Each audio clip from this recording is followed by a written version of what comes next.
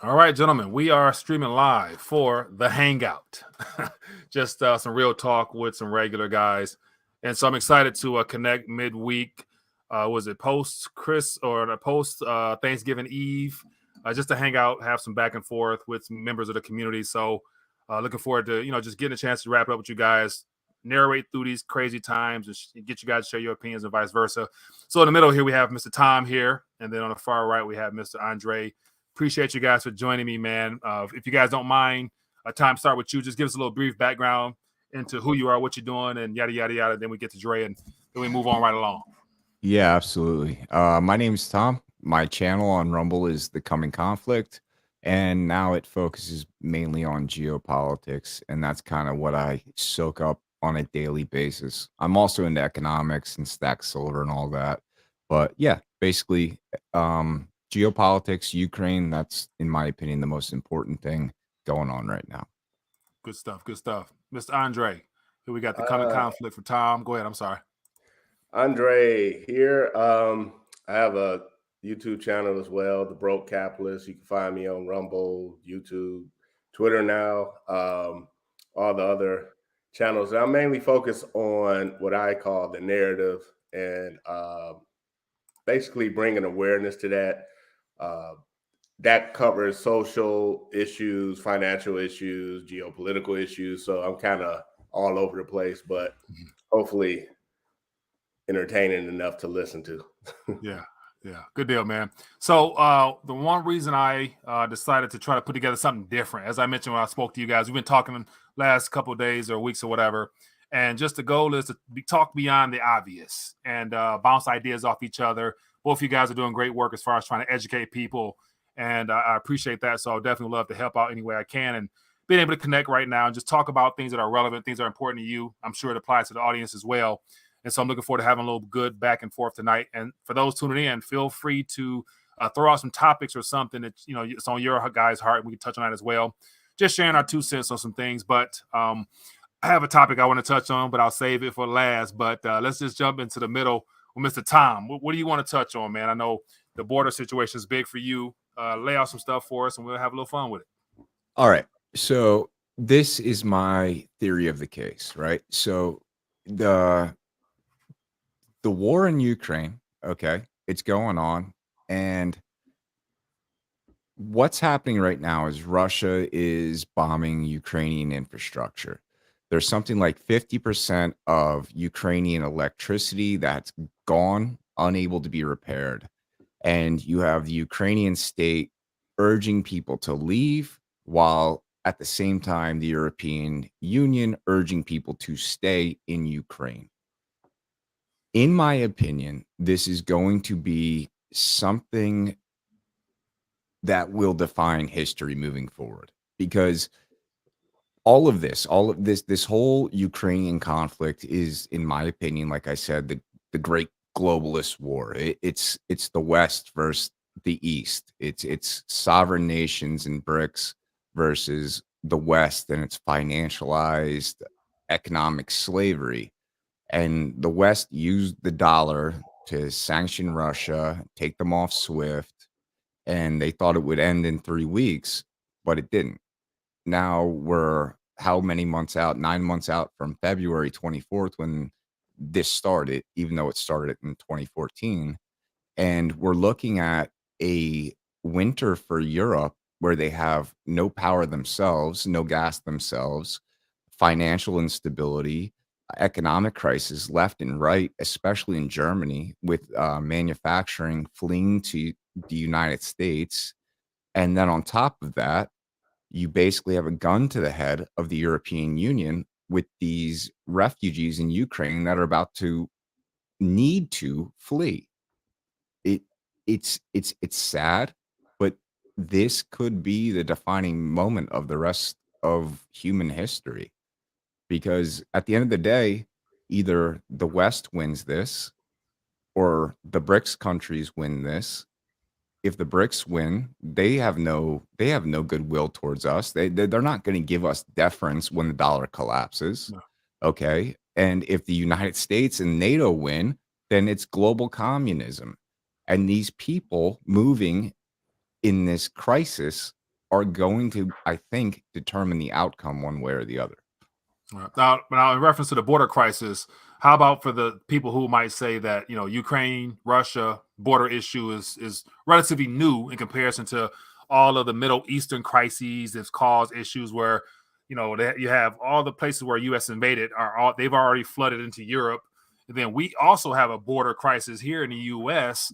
And so ultimately, so destabilizing countries, nation, or globally is probably going to be a part of this whole global fiasco, wouldn't you say, or no? Yeah, no, absolutely.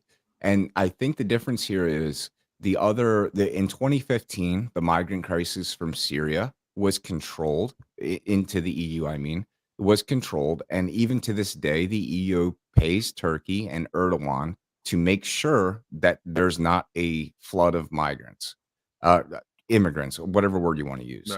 Okay, our border here, I don't know how to account for that in this equation, but yeah, it's a problem. But the thing is, these Davos types, these Santa Claus Schwab types out in, Europe, they're academic and they don't understand things for the way they are. And I don't think they have accounted for what happens when the lights go out in Ukraine on Christmas and all of these people flood in, and you have a population in Europe that can't afford their food, can't afford their gas. They're already rioting all across Europe. Mhm. What happens when you add into the mix 8 million more people? Well, It's destabilizing. I think that's an optimistic view of Mr. Santa Claus, as you called him. I think he knows exactly what he's doing. I'm tired of giving these people the benefit of the doubt in terms of, oh, they just don't know. There's too many, white papers out there, historical documents that say, certain groups want a borderless globe.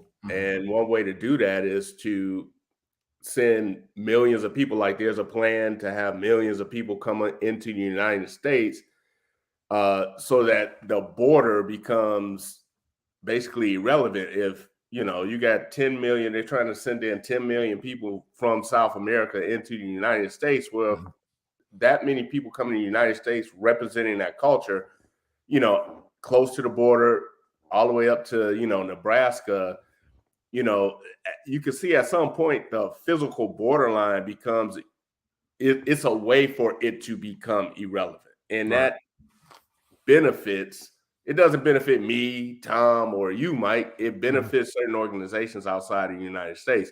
And the same thing they're doing I think it's connected, the border issue here and what's going on in Ukraine. You send a whole bunch of Ukrainians, not into Russia, but into Europe. And then you have that Ukrainian culture, hanging out in Portland. Poland. It makes that border easily erasable, I should say. I mean, just looking down the line, like the intent is always sounds good, right? But what's the effect of these actions? And they tend not to weigh in our favor, the individuals. Right.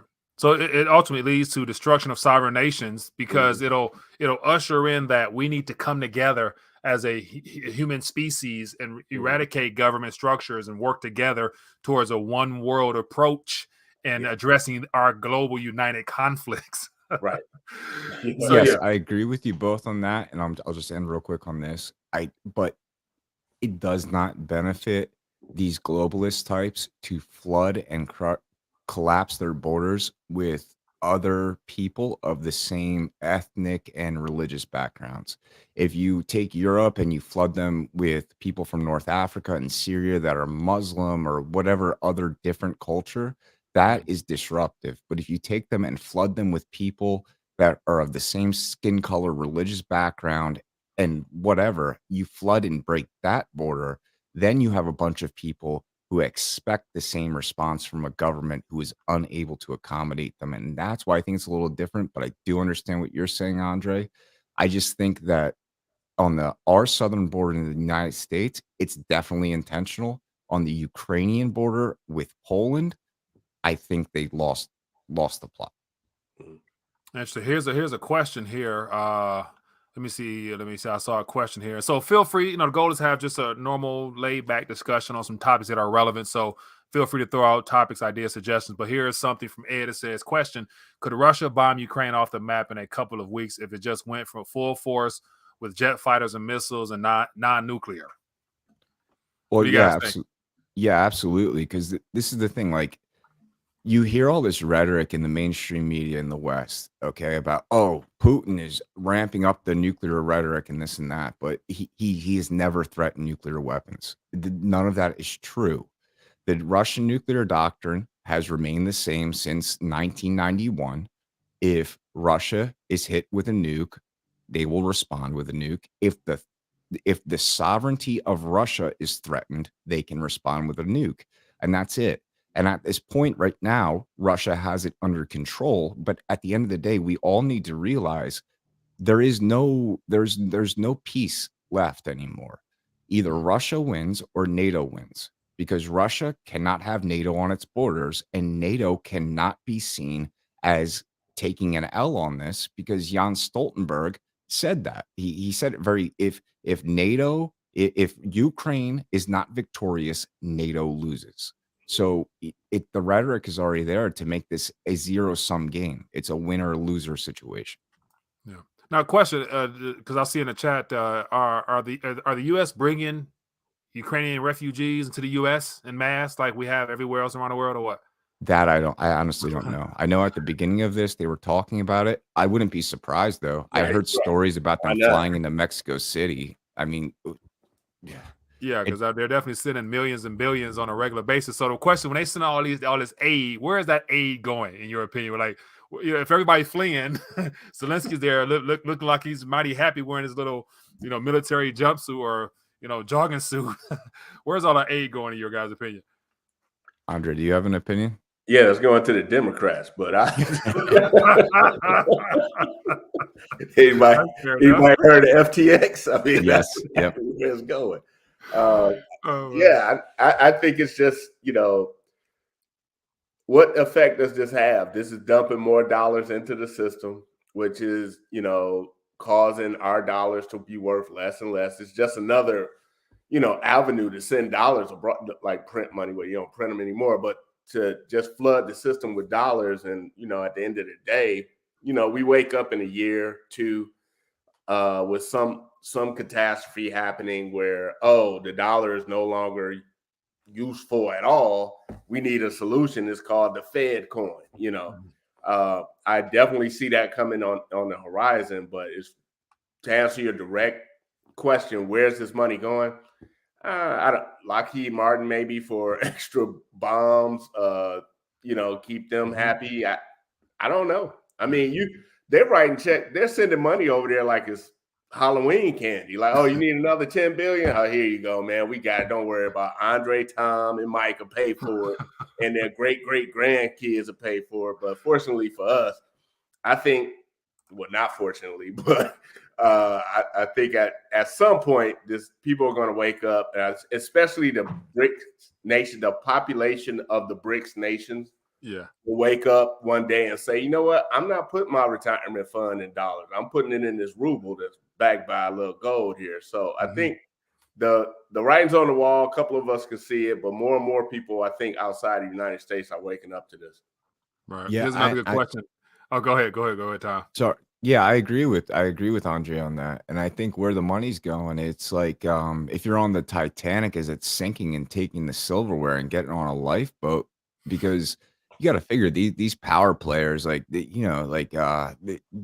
big donor class types and the politicians, they know what's happening.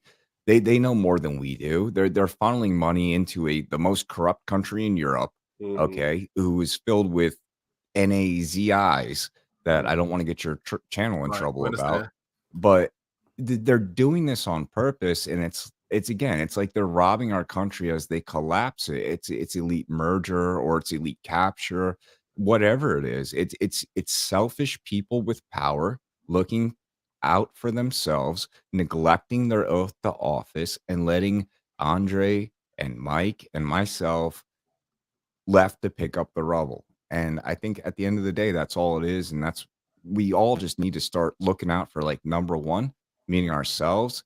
Like, can we protect ourselves? Do we have gold or silver or some way to finance our life? Do we have land? Whatever the case might be, like, we got to become sovereign individuals, because at the end of the day, the politicians don't give a crap about us. I love Trump. I love him. He did great stuff, but he is not a savior. He's not Jesus. Mhm. That's a great transition there, because we would definitely touch on Trump. Here's a question out here from Denzi. It says, question, do any of you three believe that we need any government? It seems like all these problems are caused by governments and currency printing. I'll take that one. Go ahead. I believe some form of government is necessary only to protect your rights.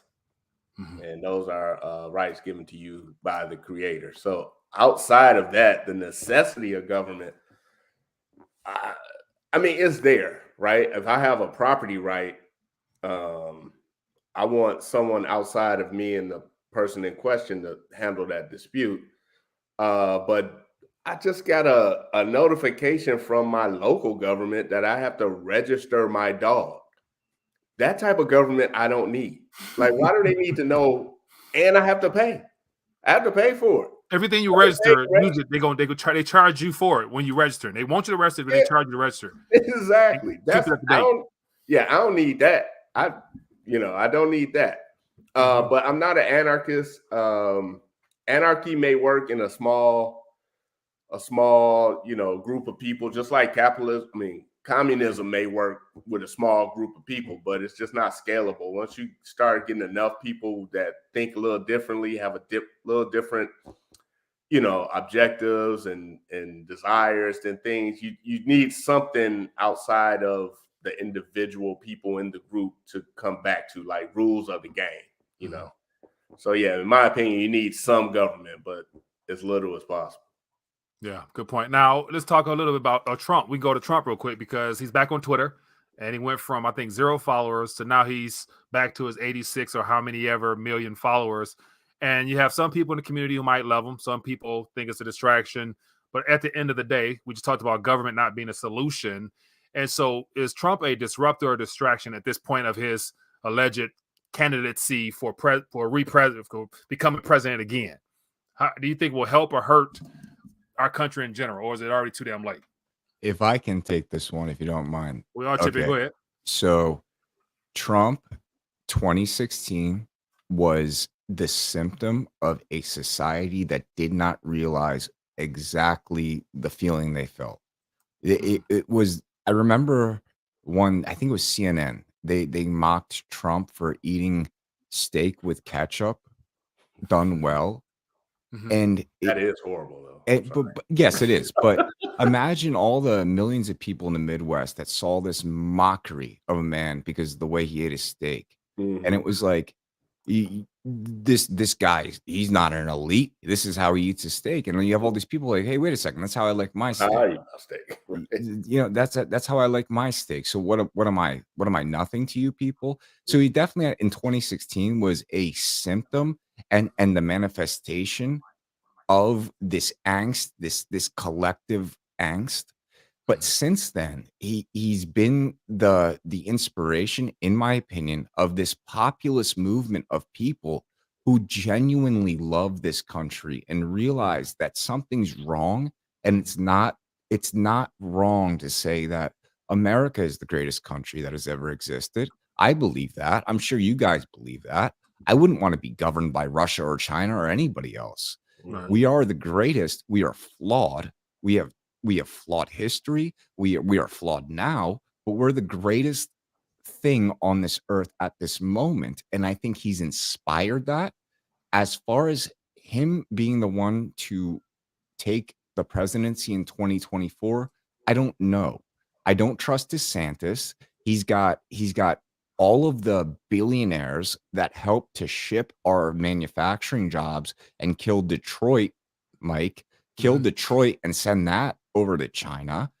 He's got all those moneyed interests behind him, getting his head all hyped up and thinking, oh, DeSantis can beat Trump. But we don't even know who DeSantis is. He's not running. So as of right now, Trump is the best option. He's the cleanest shirt in the laundry basket. You know what I mean?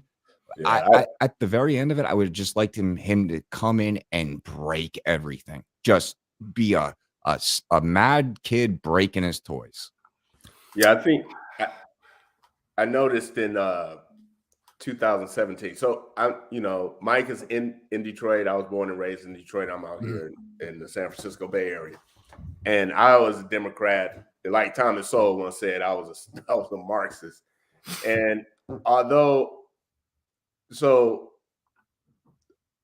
I never voted until Obama showed up, I always was like, well, I'm a Democrat, and they got me with Obama. And how'd they get me?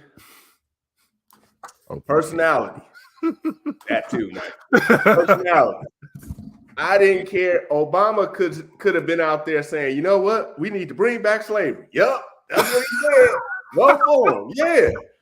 But it wasn't until they really started attacking Trump in 2016. Because remember, Trump was like, oh, he got the NAACP award. He was in all the rap videos. So I'm like, all right, everybody aspired to be like Trump. Now, all of a sudden, he's the Grand Marshal in the Klan rally.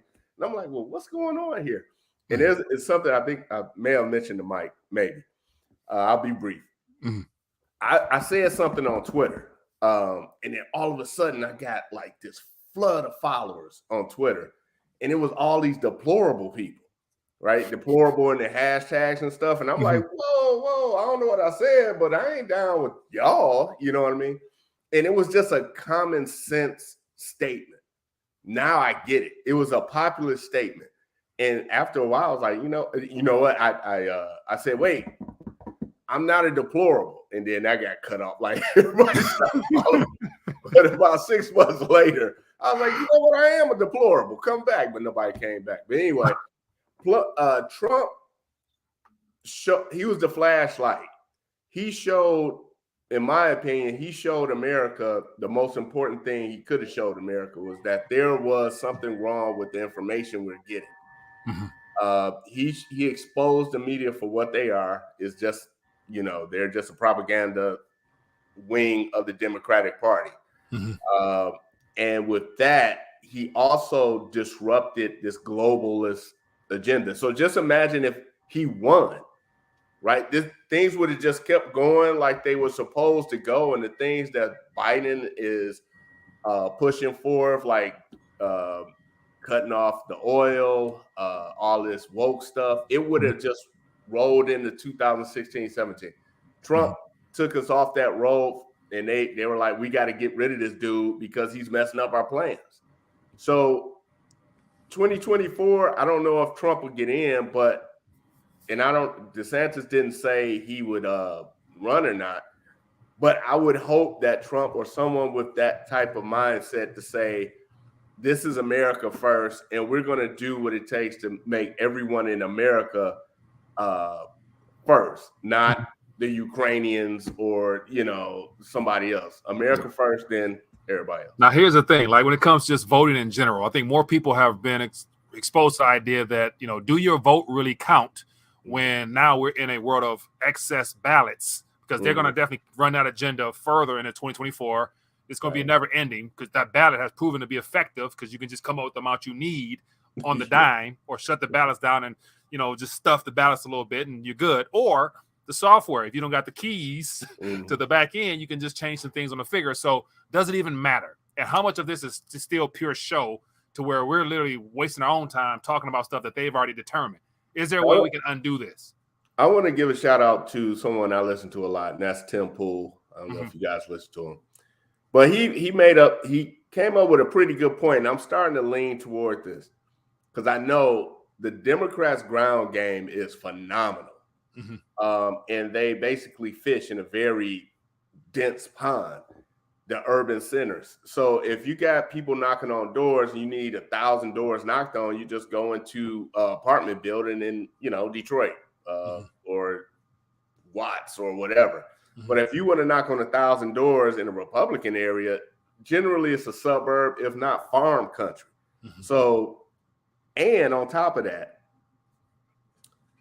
a lot of these legal ballot harvesting situations, you go into a nursing home where it's legit. The ideal is, oh, that's great. Grandpa can't go to the bowl, so we're going to get this young kid to collect his ballot and take it and drop it off. Meanwhile, grandpa gets the ballot, can't read it, don't care. He on his way to heaven. He don't care about politics. But the kid's like, you should vote. You should vote. Vote. Put the D here. He just puts the D here. So the Democrats get a vote that they otherwise wouldn't get just because of the ground game. Mm-hmm. Now, you add that on top of, illegal ballot harvesting and these computer systems that could be, anything can be done with them. It doesn't matter who runs in 2024. If they don't figure out how to get votes, that's the name of the game. Now, how do we get votes? Not my policy is great, you should vote for me because of this. No. How do you get that vote from Mr. Johnson into the counter? That's what the Republicans need to worry about. Now, is it any coincidence that the candidates that are being put forth as a no-brainer to run happen to have followed the narrative of Trump, that hard, tough nose, I'm against the deep state establishment? Because you're still talking about we're gonna do the deep state. Like, dude, like, it's who are who are you talking about, man? Like, at this point, you can give us some names. If you were real, give us some names. Give us some names, places, addresses, so we can also get on the same train as you, other than just saying the same narrative. But then you got the DeSantis is coming out being tough and strong. I guess during COVID did a good job of keeping things up and running for Florida. So people are, go DeSantis, he's my next guy. Okay.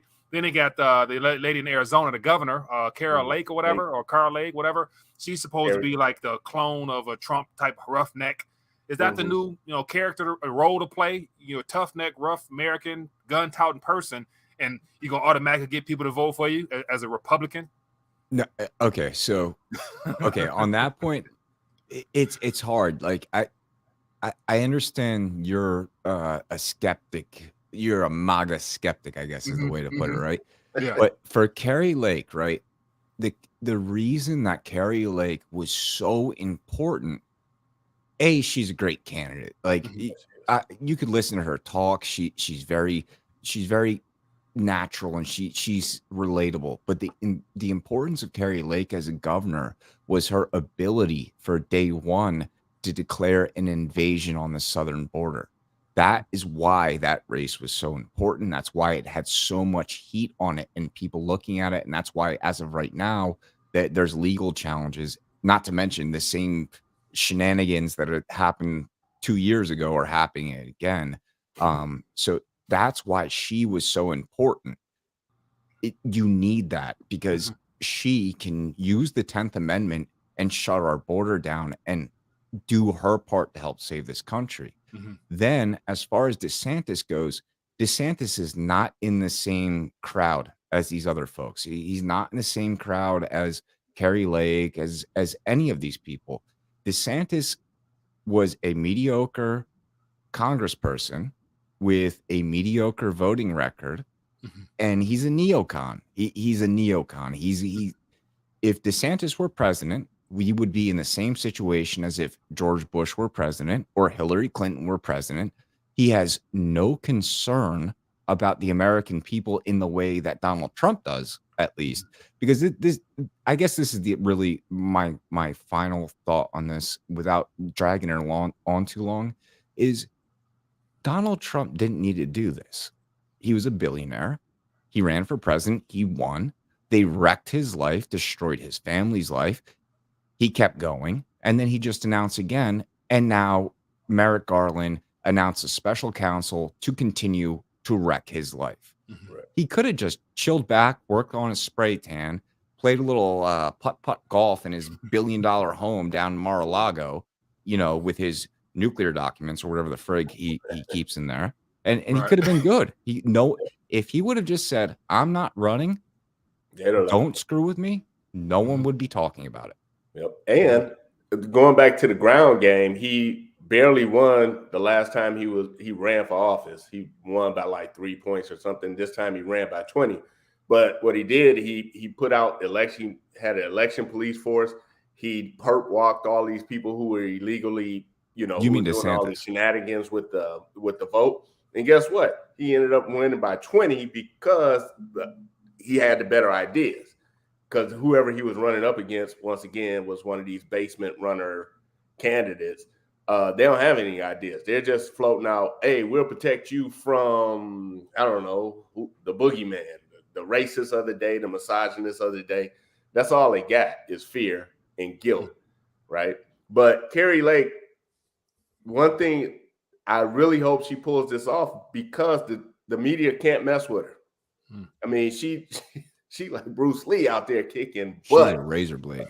They come at her with with the gotcha moments and all this stuff. And she was in media for like 25 years, so she knows the game, and they can't do anything with her. And I think the most important thing, especially for Trump's a populist, the best thing for Trump is to seize control of the narrative, or at least be able to free up the media to allow mom and pop to get correct information in order to vote. I thought that was what Elon Musk was for with Twitter. Well, he's trying, but you know what? Elon still hasn't mentioned anything about shadow banning, and he hasn't. Alex Jones, right? Until Alex is back, it's all hype, huh?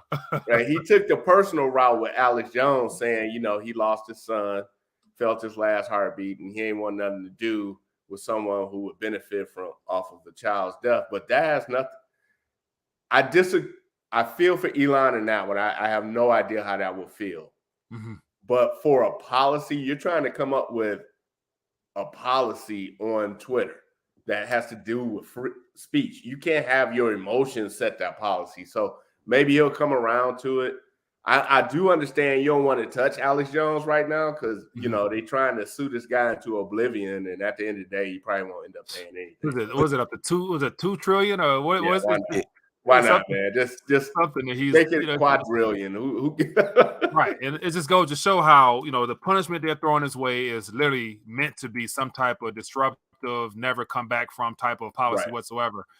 But watch this here. I want to share this with you real quick. So for those tuned in, we're just having the hangout, just some free flowing talk. The goal is just to, laugh a little bit and, laugh more than we cry. That's all. And just talk our way through the craziness. But here is a recent survey that Elon Musk put up mimicking what he put up for Trump. And of course, I guess the people voted. Some people say it's a massive bots or whatever. Mm-hmm. I don't know.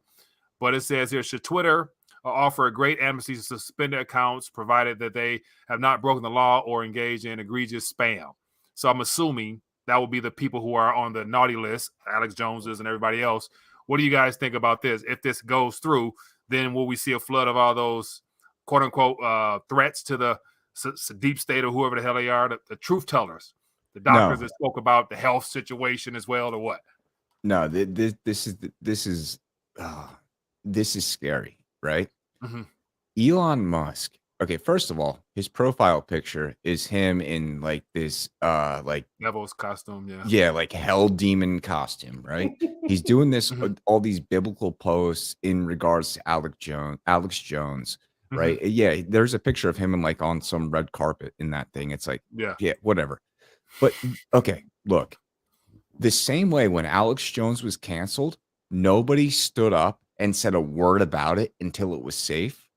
Everybody was like, I'm not going to touch it. I'm not going to touch it. I'm not going to touch it until finally it was cool to say Alex Jones was right. Why? Why? After how many years? After this man's been dragged through the mud, had his name destroyed for nothing, The people that sued him, you realize he never even said their names. He never said the names of the families that are suing him. So Elon Musk did exactly what I thought he would do. You remember, Elon Musk is providing Starlink to Ukraine. Let's make this a big circle. Elon Musk is providing Starlink to Ukraine. Ukraine and the neo-Yazis in Ukraine are using Starlink to target civilians at times and assassinate them more or less. Okay.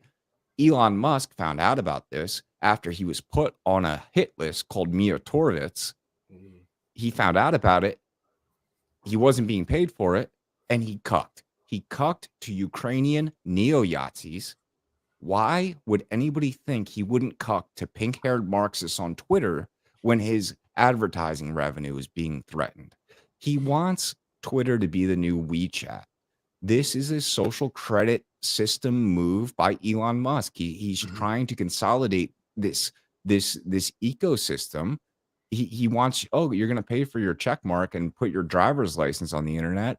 And then now PayPal, when you say naughty words, they're going to take $2,500 from you. And now you're in this vicious feedback loop because everybody's been praising Elon Musk for returning free speech when it's easy. But Alex Jones, someone who threatens the system, oh, my emotions get in front of me. I can't let that be. Yeah. So that's my point. Yeah, it's yet to be seen. I got some pictures. I wish I could throw them up here. I rolled past Twitter the other day, and within a block of Twitter, there's this sign, and I thought, today, I don't know if you're on Twitter, you saw that they found the closet full of T-shirts that says "Stay woke," right? Yeah. And a block, Twitter is in this huge building. It takes up like half a block, and several, maybe 8 stories tall, old brick building. But about a block away, there's a building with that is nothing on the side of the building. Is just a brick wall, and they use it to advertise and stuff sometime. And this time, real quick, do you live in the area? I'm sorry. Yeah, I'm right outside of San Francisco. This time it says healthcare is a human right. Like, the First Amendment is the Second Amendment, like, the right to defend yourself, the right to free speech. Healthcare is a human right.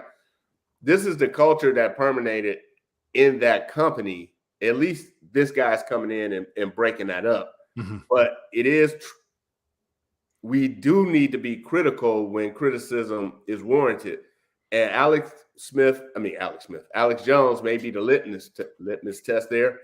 I think at some point in the future, he'll probably let Alex Jones on because why not? Why not? But so here's the thing, like, how much of this is for show, or how much of this is that, like, let me get in favor with the American people because they'll buy in to this movement once again of me being against the deep state, even though his history has shown that he's for robotics, he's for the transhumanism movement, he got the Neuralink to hook man up to the computer system, so he's going to benefit from all that technology in the future anyway. So why, just apart from just show, why is he trying to play that role of like, I'm for the people right now, unless this is all a setup? Is just where I stand. It is. What I would say is I think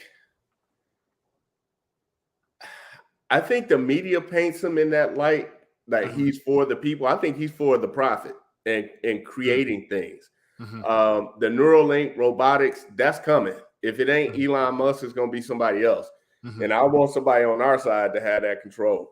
I wrote in my book, like the last page of the book basically warns that if you don't, we're going to wake up one day and people are just going to be useless. It's just coming. It's just in terms of, work and productivity. So you got to get in front of this. I'm not signing up to get a Neuralink, but if I was a paraplegic, I have my hands up. I'm down, So, yeah, I'm skeptical of the guy, but I'm going to give him a chance. He definitely did something.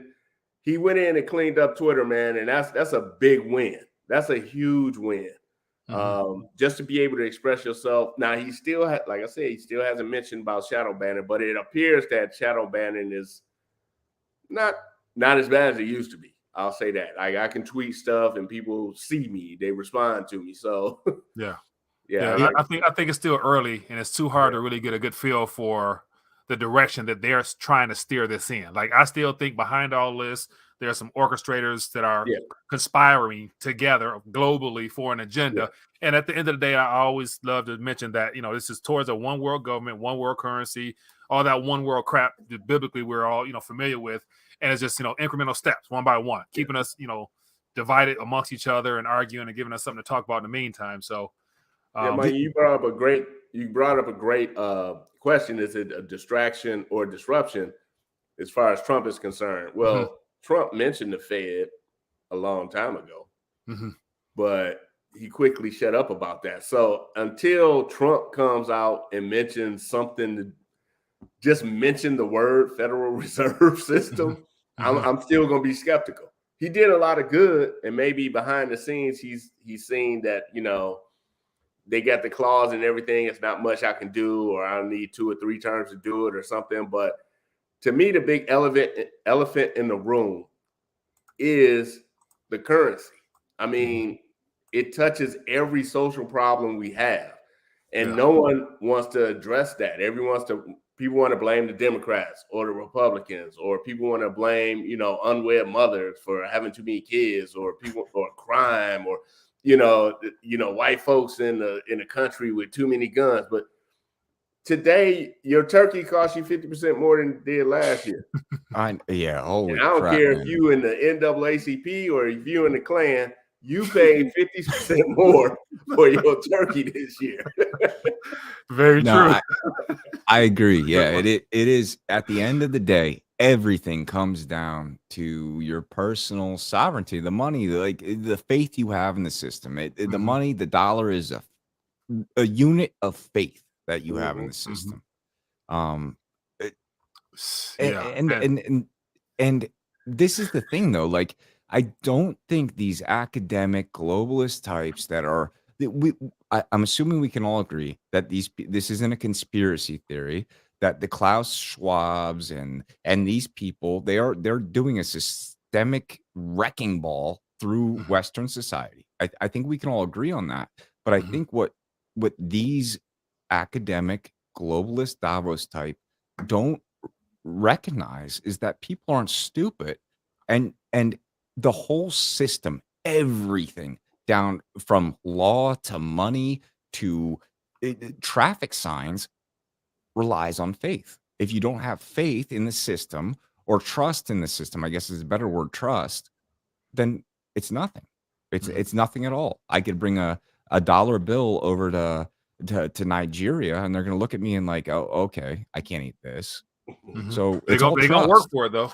So watch this. So maybe you said people aren't stupid, and I would love to agree with that.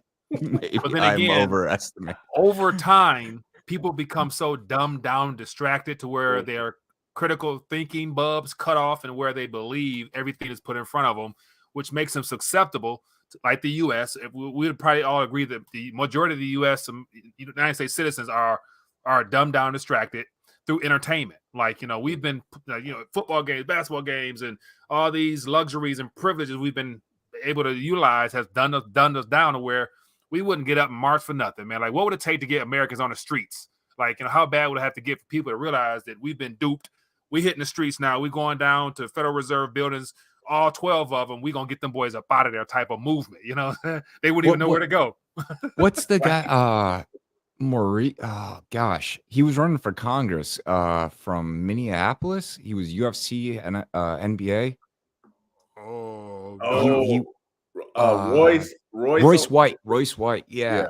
He was doing that during the Black Lives Matter protests in 2020, and the news was all over him because he was like, you know, a famous black celebrity. And then when they found out he was going to the Federal Reserve building, and they were like, okay, we're not covering this anymore. I didn't know he was going to the Federal Reserve building. I know he talks about it a lot. Royce White is awesome, man. I love that guy. I don't know. I think people, before it hits the streets, I think the Fed will come up with, well, you know, they're gonna make it so that there's so much pain. I mean, it's gonna be painful. You can see it on the horizon. You know, it's coming. That pain is coming, and while that pain is coming, they're setting up their ready-made solution. So before it gets so painful that we march in the streets, here's the solution. Now, the solution will be taken because people may be hungry, desperate. We'll take the solution, but meanwhile, there's no alternative. There's no dissenting narrative out there that says, hey, you know what? When I was in 1975, I can buy a Snickers and a bag of chips for 50 cents. Today, I got to pay $5 for those same two things.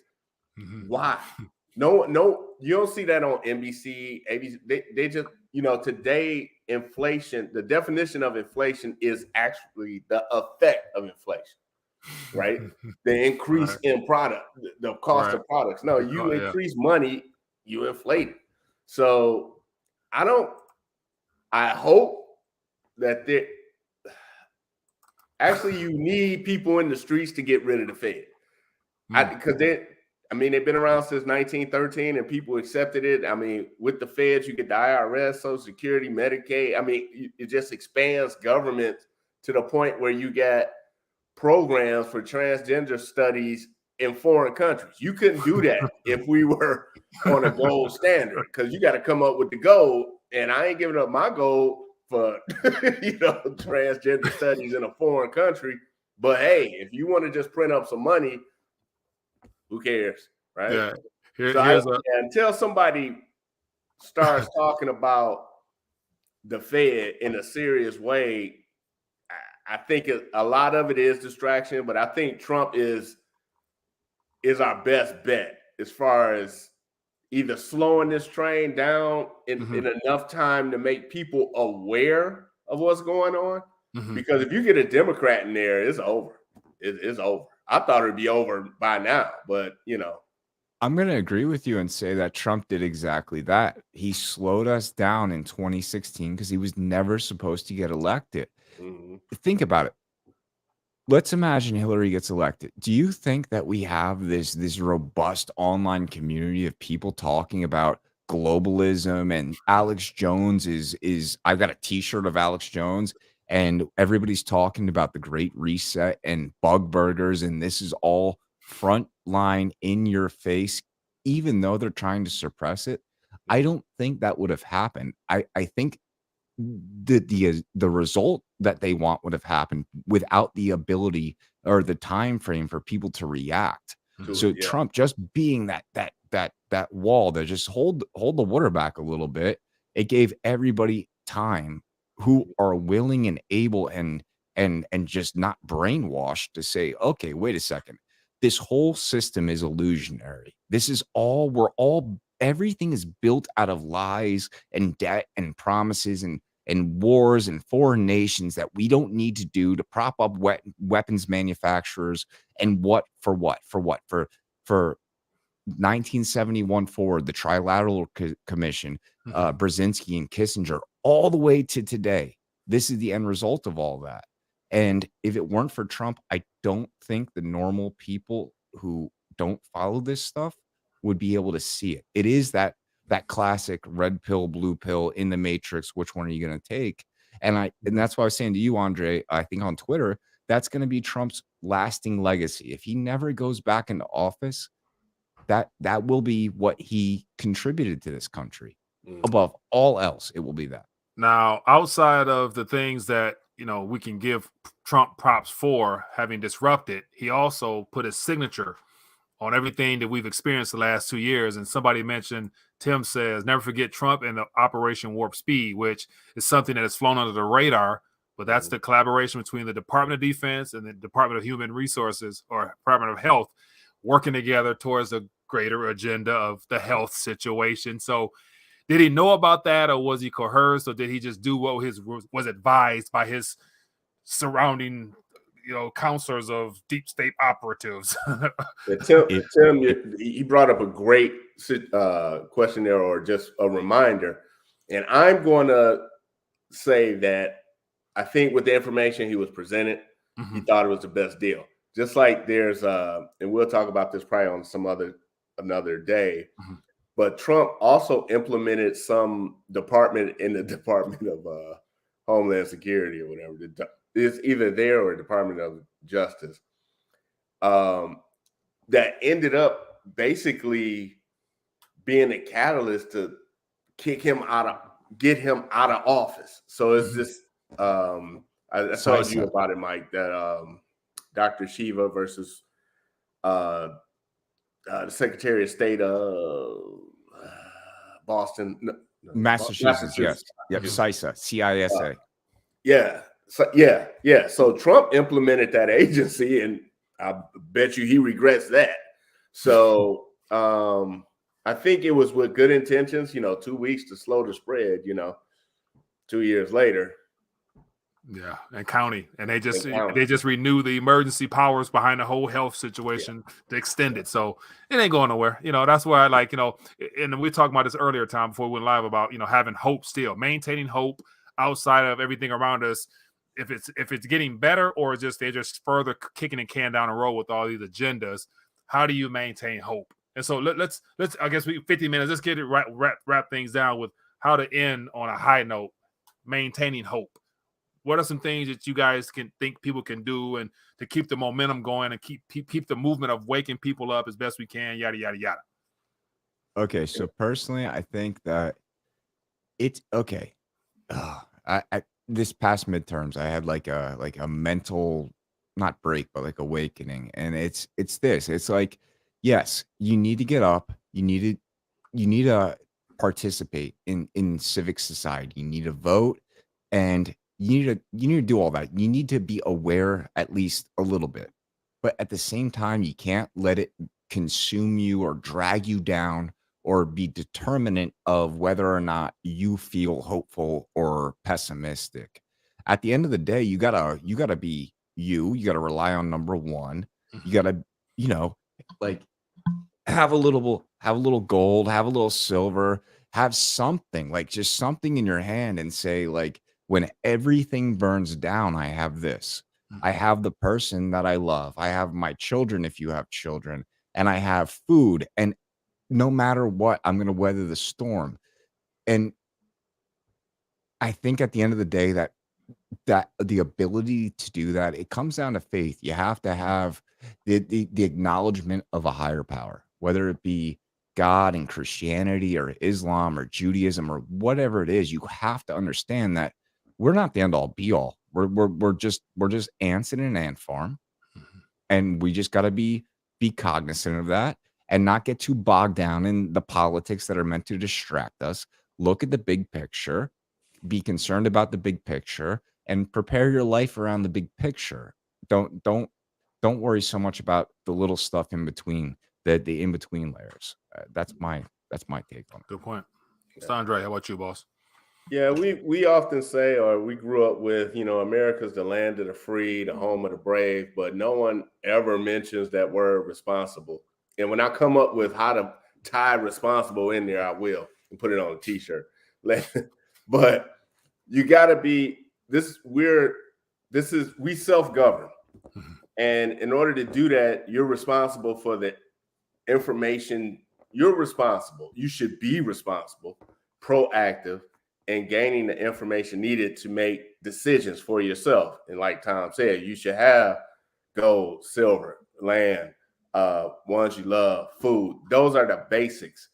If we were back in 1822, we get slapped for wasting somebody's time because they'd be like, duh, of course, right?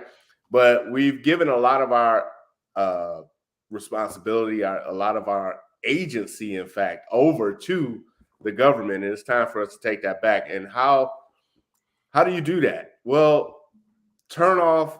If you're listening to us, you're not watching CNN unless you just for shits and giggles. Yeah. Listen to people. You don't even have to listen to us, or definitely you don't have to believe us, but definitely fact check us by going and gaining knowledge for yourself. It takes a little more time to just sitting in front of the TV, but it takes a little bit more time to fix a filet mignon than going to McDonald's and getting a cheeseburger. So you look at it like that. Whatever you're ingesting, you are what you eat, right? Same thing. You are what you hear. So I employ you, whoever's listening, go and support non-woke content. So if you're listening to us, you may have heard of Eric July, and he came out with a comic called Ism. Ism.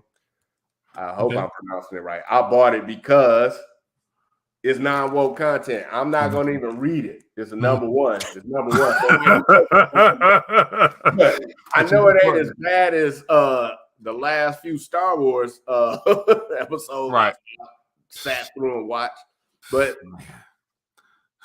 non-woke content is the key because that content is aimed at children. So for those of you out there who have children, and you're like, oh, just let Johnny play a video game. They have woke content in video games, comic books, Disney, the news, music. It's everywhere. So one thing you want to do is get away from that the best of your knowledge. And if a main source of non-woke content is pre-2014, if you can find a book that was published before 2014, you're probably safe. Watch a movie pre-2014, you're probably safe. I write books. Mike, you might be able to show my website there. I got a few books that I've written, and I do research, and most of my citations come from books written in 1865 or earlier. So I'm going to pick your book up on Audible when I get my credit in a few days. Yeah, I got your let me see here. So yeah, so for those tuning in, I appreciate you guys. So one of my little isms to share is that connect with like-minded people who think like you. One voice turns into 2, then 3, then 4, then 5. Next thing you know, a community is formed, and therefore you have a small pocket in an area that can make a big difference that spreads. And so that's one of my things that that make me want to connect with you guys, because you guys are excited about sharing your message and sharing your opinions, and that right there is priceless. So the information you've retained, you're willing to share it through utilizing your voice and your platforms as well. So that was the reason why I was like, let me connect with these guys, because they're doing some good work out here. So here's a YouTube channel. Links and stuff like that is in the description. So I encourage you to go check these guys out. So I got Mr. Andre, the Broke Capitalist, and Tom, the Coming Conflict, over on Rumble. And so go check these guys out. And we're going to do this more often, just because it's great to hang out with like-minded people, as well as just bounce ideas off each other and be of encouragement to one another, build each other up. So any last thoughts, gentlemen, before we part for this week? We'll try to do this once a week if we can, and touch on relevant topics of the week or whatever's coming up, and of course get some viewer feedback as well. So any last thoughts you guys want to leave us with? I got one last thought. I want to show you something cool. Look, this is 5 ounces of silver, right? And it's got an NFC scanner thing in. It's not going to work because I'm on camera, but it will scan it. It is cool. Mint ID. It's NFC scannable bar. Okay. Yeah, it's an. Oh, okay. Yeah, I'm on camera. I get a little camera shy. It's not good, but I'm curious to talk about that, man. That looks kind of cool. Yeah, it's called Mint ID. It's sweet. I just got it today. Mint ID. Okay, people go check that out if you guys are interested in finding out more about that. Yeah. And you can check me out at thebrokecapitalist.com as well. Just released a book, a little pamphlet. It's about 60 pages, full of pictures. Hand-drawn pictures. I'm really proud of it. Yeah. Things I wish I learned in February. I think everybody get a kick out of that. And it's something short that you can throw at an SJW in your family during the holiday season. So when they coming at you, moving their neck and all this stuff, start a fire. You can just hit them with facts, like boom, boom, boom, boom. And I don't blame me for what happens, but hey, man, facts don't care about your feelings. But unfortunately, feelings don't care about your facts sometimes. Well, hey, gentlemen, I appreciate you guys. Appreciate you guys for hanging out and tuning in. And of course, if you found some value, hit that thumbs up button and share this. And we'll be back probably next Wednesday. Try to do the same thing. Just have some fun, laugh, and giggles, and just something different. So I appreciate you guys for hanging out with me, and as well as you guys for tuning in. Be blessed, people. All right. God bless. Happy holidays.